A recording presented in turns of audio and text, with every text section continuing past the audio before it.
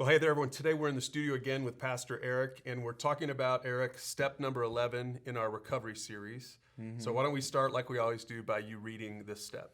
Okay, step 11 says that we sought through prayer and meditation to improve our conscious contact with God, praying only for the knowledge of His will for us and the power to carry that out. Okay. So this one now is we're talking about prayer. And I would imagine some people going through this grew up in a church, but some people didn't. Yep. So a lot of people might not understand what we mean by prayer, Yeah. how to pray. We've got all kinds of content on prayer in our library, so you can check that out. But how does a person in recovery think about prayer? Well, I mean, I think a lot of people are skeptical about prayer, because in our active addiction, we probably threw up a couple of prayers like, Lord, keep me from going to jail, or Yeah. please, Lord, I'll follow you if you just do this, or, help my sick family member, things like that. So people all over the world have either tried prayer or they're skeptical about it. And so this is kind of just a way to say, hey, I mean, prayer is really just talking to God. Prayer is letting Him know where you're at, being open and honest with Him. We've talked about that in the Steps to Recovery series already, but it's really just a way of, it takes faith to pray. It's saying, okay, I believe you're there and I'm going to do this. I'm going to talk to you.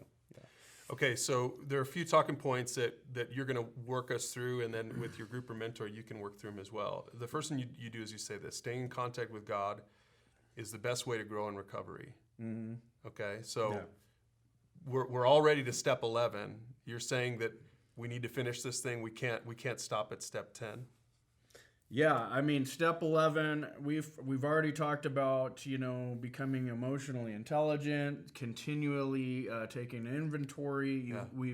We're getting to this point where we're mature, hopefully, in our recovery. We've got some clean time, and it's important to continue building this relationship with God. It talks about a higher power. It talks about God, and so for us, we want to continue to strengthen that relationship with God, because if He's the one we've surrendered our will and our lives over to, then we need to continuously stay in contact with Him to find out, okay, what do you want me to do? What's this life all about? What's my purpose? All these things. Yeah, in fact, Jesus says it like this in John 15, verse 4. He says, "Remain in me, and I will remain in you. For a branch cannot produce fruit if it is severed from the vine, and you cannot be fruitful unless you remain in me." Now that's like a gardening metaphor that Jesus is using, and some people in recovery don't garden. So what Jesus is talking about? What? Maybe some people do garden. Well, some do. I was just gonna say, like, some plants are natural. Some of those drug plants are natural. I see what you're saying. Anyway, but no, what Jesus is saying is, you've come this far with me. Don't go on and think that you can live this life now without me. As a matter of fact, you need me. Nothing good can come out of you apart from me being and working in you. That's good. And I think then that leads to the next talking point, because you say this: prayer should be about asking God to make us better people by knowing and doing His will.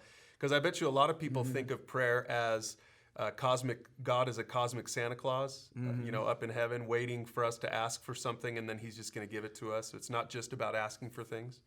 Yeah, and what we find, through the Bible is that prayer is about aligning ourselves with God's will. It's not just about saying, God, do this for me, or go out there and make things happen for me the way I want it to be done. Prayer is really us trying to get back into alignment with God, saying, okay, God, here I am. Here's what I'm struggling with, but let me do, what is your will for my life? Because I want to follow that. Help me to do that. That's really what my prayers are a lot like, because my will has always led me the wrong way. God's will's the right way. Yeah, and it's interesting because even Jesus modeled this kind of prayer in Luke 22. He was in the garden before He went to the cross, and He says, God, He's praying to the Father, I don't want to drink this cup of suffering. He knew what was coming. But then He said this is such a great model, because if Jesus even prayed this way, we should as well. He said, but not my will, yours be done. So even the Son of God submitted His will in prayer to the Father, and how much more should we people coming into recovery learn how to submit our will, not try to become God, kick him off the throne, but submit our will to his will. Yeah, we should be asking for strength. We should be asking for selflessness because, again, we've been so selfish.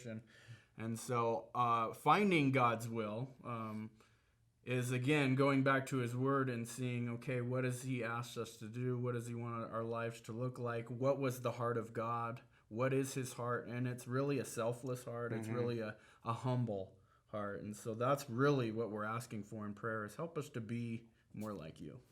Okay, so then your last talking point for today's topic is a little bit mystical. So you're going to have to help us with this because you say this.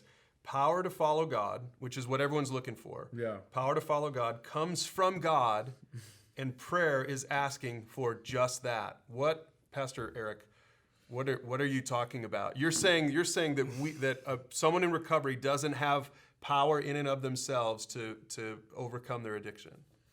No, yeah, it's exactly what I'm saying. If we had power in and of ourselves, we would have done this thing already. But here we are, we've been placed in relationships with our mentor in a recovery group.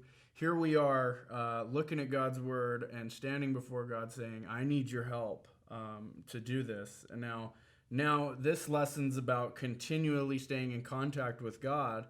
Well, we can't even do that in and of ourselves, because that's like a discipline and a habit.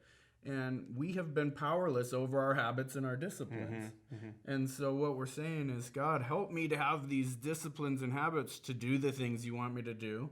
And ultimately, I'm talking about the Spirit of God, which God gives to his people, is that power source where we can stay aligned with God. God said he would send us his Spirit and that he would cause us or move us to follow him and to follow his commands and do great things. And so we're wanting that, Yeah, that's good. Pastor Eric, thanks for that. So groups, mentors, you're ready to use those discussion questions below to talk now about prayer and how important it is for recovery.